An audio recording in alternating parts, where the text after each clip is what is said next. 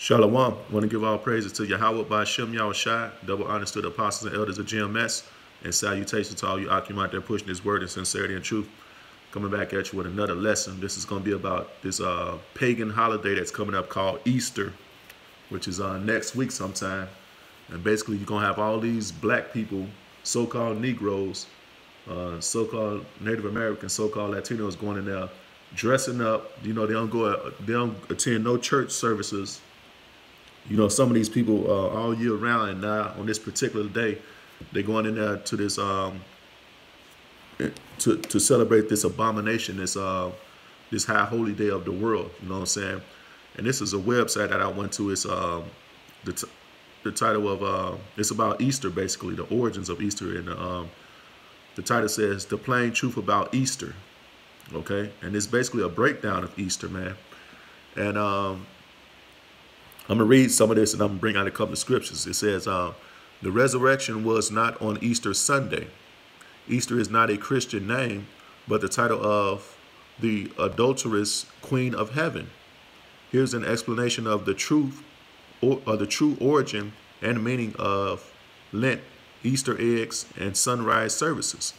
Okay? Let me see here. It says,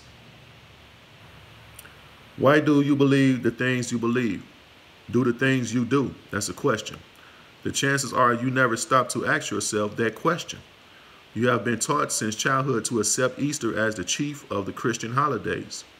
You have supposed it is part of the true Christian religion to observe Lent, Holy Week, Good Friday, to buy hot cross buns at the bakery, to have colored Easter eggs, to dress up and go to church Easter Sunday, perhaps to attend an Easter sunrise service.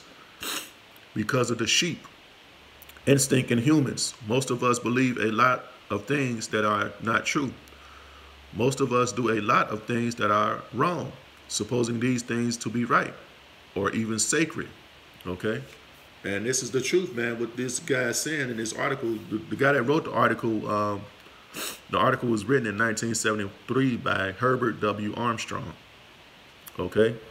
I'm going to read this part right here. It says, Ishtar, which is what Easter is, the pagan goddess, Ishtar, the pagan goddess. What is the meaning of the name Easter? That's the question. You have been led to suppose the word means resurrection of Christ. For 1600 years, the Western world has been taught that Christ rose from the dead on Sunday morning. But that is merely one of the fables the Apostle Paul warned readers of the New Testament to expect. The resurrection did not occur on Sunday. The name Easter, which is merely the slightly changed English spelling of the name of the ancient Assyrian and Babylonian goddess Ishtar, comes to us from the old Teutonic mythology, where it is known as Ostern. The Phoenician name of the goddess was Ishtar. I can't say that word. Consort of Baal, the sun god, who worship is denounced by the Almighty in the Bible as the most abominable of all pagan adultery. So Ishtar is an offshoot of Baal in the Bible. And Baal was the devil. And, you know, according to this article, Baal was the sun god, which is why these people go to church on Sunday, because they worship the sun. Okay? It says, look up the word Easter in Webster's dictionary. You will find it clearly reveals the pagan origin of the name. Wow. In the large 5-volume Hastings Dictionary of the Bible, only 6 brief lines are given to the name Easter, because it occurs only once in the Bible. Okay, Easter only occurs once in the Bible, and that only in the authorized King James translation says Hastings, Easter, used in authorized versions as the translation of Pascha in Acts 12:4, intending after Easter to bring him forth to the people. Revised Standard Version has substituted correctly the Passover.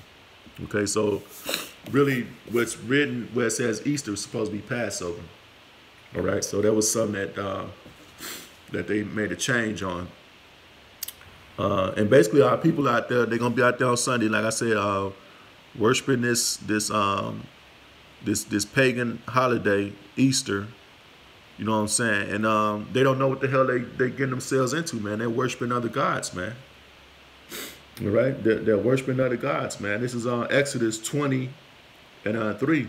Thou shalt have no other gods before me. That's written plain as day, man. Thou shalt not make unto thee any graven image or any likeness of anything that is in heaven above, or that is in earth beneath, or that is in the water under the earth. Okay? And what do they do on Easter? They have bunny rabbits laying eggs, which rabbits don't even lay eggs, man. They got bunny rabbits laying eggs, they coloring eggs, and they're worshiping this Babylonian goddess, Ishtar, man. Okay, and they don't know what the hell they're doing, man. Our people are destroyed for lack of knowledge, man. All right, they're gonna be destroyed for worshiping this holiday, this pagan holiday, man. Verse 5 says, Thou shalt not bow down thyself to them, nor serve them, for I, the Lord thy power, am a jealous power, visiting the iniquity of the fathers upon the children unto the third and fourth generation of them that hate me. Okay? So our people are in there, going to be in there in them churches on Sunday celebrating this mess, Easter, okay, which is a pagan holiday. And I'm going to read a little bit more of this because this is kind of interesting. It says dyed eggs. This is where the dyed eggs comes from. It says, but did you know that dyed Easter eggs also figured in ancient Babylonian mystery rites, just as they do in Easter observance today? Yes, these are pagan too. Okay, so dyed eggs are pagan, man. It says, it is recorded in Edward Dave Device, The Mythology and Rites of British Druids, page 220, that the ancient Druids bore an egg as the scattered emblem of their idolatrous order. Okay, eggs were sacred to many ancient civilizations and formed an integral part of religious ceremonies in Egypt and in the Orient. Okay, this is some crazy stuff, man. It says, according to James Bonwick, eggs were hung up in the Egyptian temples.